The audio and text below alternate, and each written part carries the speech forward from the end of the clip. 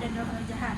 Jampe berasal dari tradisi lisan yang berkembang di berbagai daerah di Indonesia, terutama dalam budaya Sunda, Jawa, Bali, dan Melayu. Kata jampe dalam bahasa Sunda merujuk pada mantra atau doa yang memiliki kekuatan supranatural. Dalam masyarakat Jawa, istilah yang serupa adalah jampi atau mantra, sedangkan di Bali dikenal dengan rerajahan. Di sini saya akan menjelaskan jenis dan fungsi dari jampe. Yang pertama di jampe perlindungan. Jampe perlindungan memiliki fungsi untuk menangkal bahaya gangguan dari makhluk halus, santet, dan energi negatif lainnya. Yang kedua di jampe pengasihan atau pelet. Fungsi dari jampe pengasihan adalah untuk menarik perhatian seseorang untuk meningkatkan daya tarik atau karisma seseorang. Yang ketiga ada jampe pengobatan. Jampe pengobatan biasanya digunakan untuk menyembuhkan penyakit baik secara fisik maupun non fisik. Seringkali dikombinasikan oleh ramuan herbal atau bisa kita sebut jambu. Yang keempat ada jampe kesaktian. Jampe kesaktian mempunyai fungsi untuk meningkatkan kekuatan fisik dan spiritual seperti kekebalan tubuh terhadap senjata atau serangan lawan. Selanjutnya ada jampe keberkahan atau kesuburan. Jampe keberkahan atau kesuburan dipercaya untuk meningkatkan hasil pertanian, dagang, atau usaha agar lebih berkembang baik.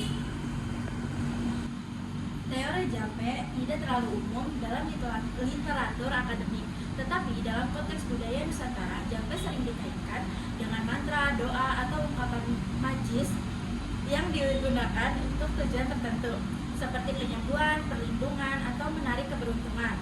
Nah, dalam kajian budaya dan filsafat, jampe bisa dikaitkan dengan beberapa konsep. Yang pertama, kekuatan kata-kata. Mirip dengan konsep afirmasi atau mantra dalam spiritualitas lain. Jampe menekankan bahwa kata-kata memiliki energi yang dapat mempengaruhi realitas. Yang kedua, kepercayaan dan sugesti. Dalam psikologi, jampe bisa berhubungan dengan efek autosugesti, di mana kepercayaan seseorang terhadap mantra bisa mempengaruhi kondisi mental dan fisiknya.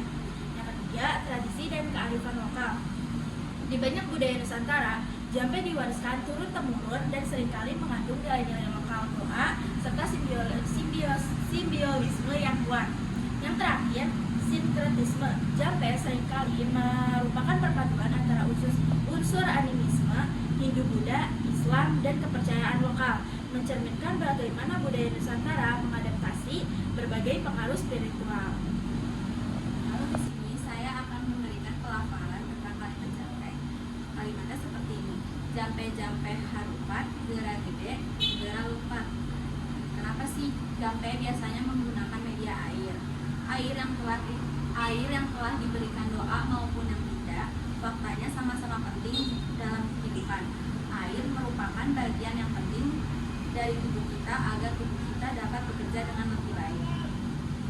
Beberapa manfaat dari air bagi kesehatan diantaranya adalah: pertama, mengeluarkan sampah-sampah tubuh, mengatur suhu tubuh, lalu membantu fungsi otak dan otot.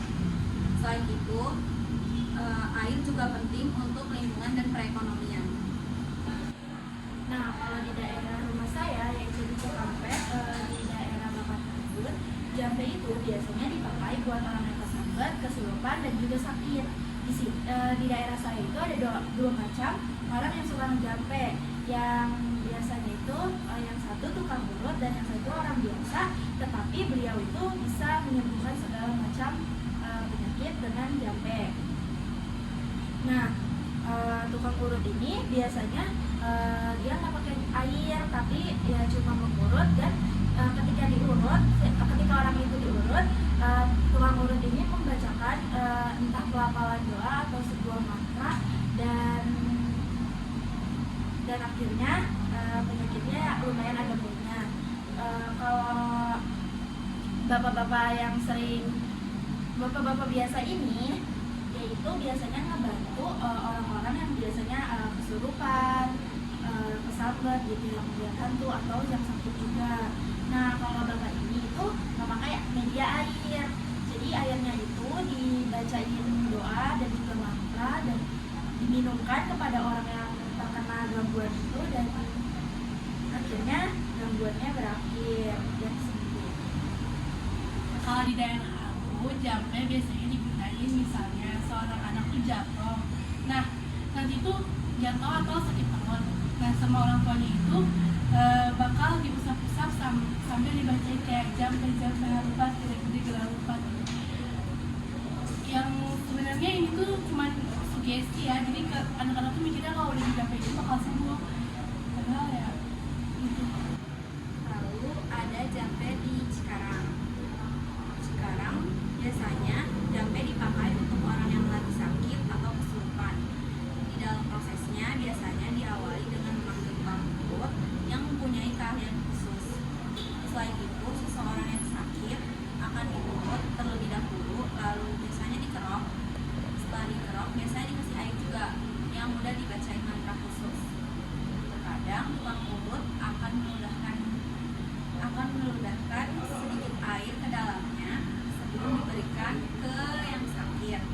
Tapi ada juga yang langsung menyuruh orang tersebut untuk meminum air yang sudah dibacakan mantra tanpa harus diludahkan. Dan dari kelompok kami, terima kasih sudah menyaksikan. Wassalamualaikum warahmatullahi wabarakatuh.